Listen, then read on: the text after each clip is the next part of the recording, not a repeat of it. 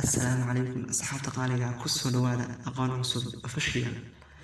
Maanta waxaan hayaa cashar aad u xiiso badan oo ku saabsan telefoonka. Aynu bilowno. The phone is ringing. Telefoonku wuu dhacayaa. Telefoonku is ringing wuu dhacayaa. Answer ka jawaab it soon sida ugu dhaqsaha badan. Answer ka jawaab it soon sida ugu dhaqsaha badan.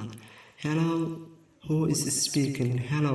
Who is kuma speaking ayaa hadlaya. Who is speaking ayaa hadlaya. I am Ahmed. Waa Ahmed. Is there Hassan please? Hassan ma joogaa. I am Ahmed. Waa Ahmed. Anigu Ahmed baanahay. Is there Hassan please? Hassan ma joogaa. Just a minute please. Fadlan hal daqiiqo sug. Just a minute please. Fadlan hal daqiiqo sug. I am very sorry. Aada uga xumahay. He is not present. He is isagu not present ma joogo. He is away. Wuu maqan yahay. When will he come back? When goorma will he come back ayuu soo laabanayaa. When will he come back? Goormuu soo laabanayaa. I am not sure. Anu ma hubo. But laakiin I think waxaan u malaynayaa the lunch time xilliga qadada. I am not sure. Anu ma hubo. But laakiin I think waxaan u malaynayaa the lunch time xilliga qadada. Can I take a message? Can I take miyaan u qaadi karaa a message? Fariin for him isaga. Can I take miyaan u qaadi karaa a message? Fariin for him isaga. Tell him u sheeg to call me inuu isoo waco as soon as possible sida ugu dhaqsaha badan ee ugu macquulsan. Tell him u sheeg to call me inuu isoo waco as soon as possible sida ugu dhaqsaha badan ee ugu macquulsan. I will inform.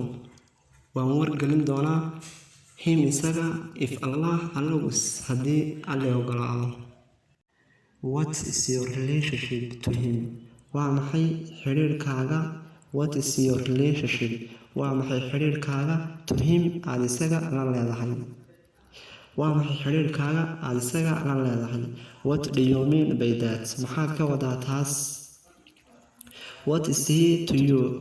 Isaga adiga muxuu ku yahay? What is he to you? Isaga adiga muxuu ku yahay?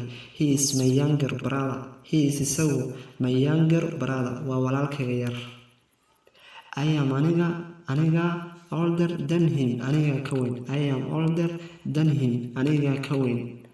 I promise. Waxaan ballan qaadayaa he will contact you inuu kula soo xiriiri doono. I promise. Waxaan ballan qaadayaa he will contact you inuu kula soo xiriiri doono. Thank you very much. Aad baad u mahadsan tahay. Thank you very much. Aad baad u mahadsan tahay. You are welcome. Soo dhawow. Intaas ayuu ku yahay casharkeena xiisaha badan. Goodbye.